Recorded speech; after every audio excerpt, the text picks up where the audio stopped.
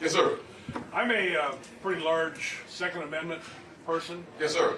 However, we have a problem with illegal guns. We have a problem with people that shouldn't have guns to have them. How do you fix it? I've got my own thought, but what are your thoughts? Yeah, that's a good question. I will say that I'm a Second Amendment guy as well. I've said several times at different events that, if I'm a Bible believing, faith walking, talking kind of guy, child of God, right? So I believe that in Matthew 5:44, loving your neighbors, those who persecute you, your enemies, you pray for those folks.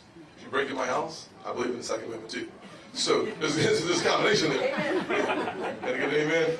Me and you will be together for a long time here. So no doubt about that. So there's a balance that you have to have with the passion for people and the importance of protecting yourself. What we've seen happen, the tragedies we've seen happen across our nation, especially when it comes to some of the mass shootings we've seen around the country, is that the bulk of the folks have a mental health issue. Addressing that in an effective way is incredibly important. But let us all remember, we hear a lot about guns in this country and the crimes committed by guns.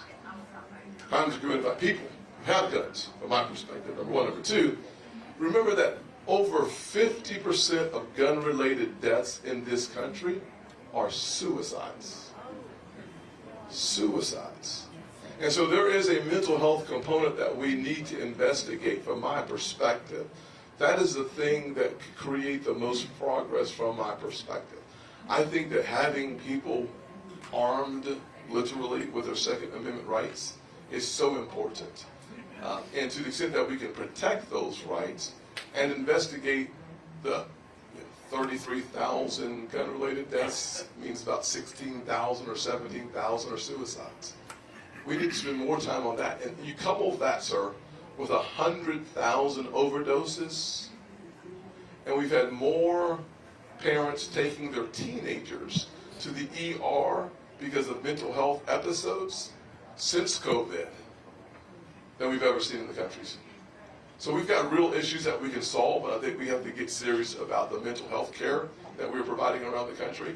And telemedicine is a part of that solution of having a counselor made available for folks who have that, and parents and family members being a part of that process is important as well. Have you considered the possibility of maybe making it a little tougher on those that have guns legally that don't keep them locked appropriately? Yes, sir. That I have not. That's my thought. I've perused it a little bit, but the question is, there are a number of iterations that are happening in this conversation, from the fingerprint kind of guns, the fingerprint safes.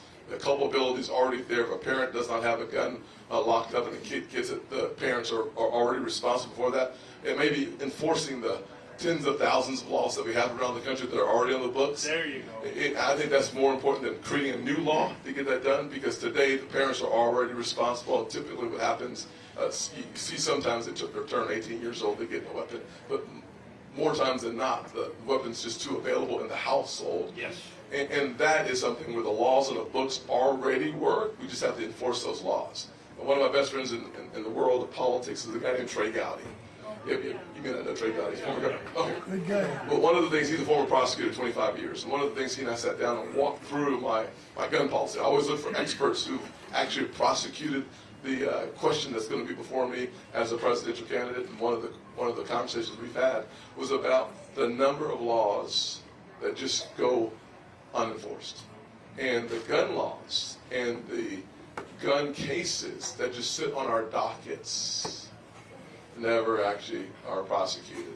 And what he said, and I agree with him, is that if we took the issue more seriously, you'd have more prosecution, because they're there. Yeah. Thank you for the question, sir.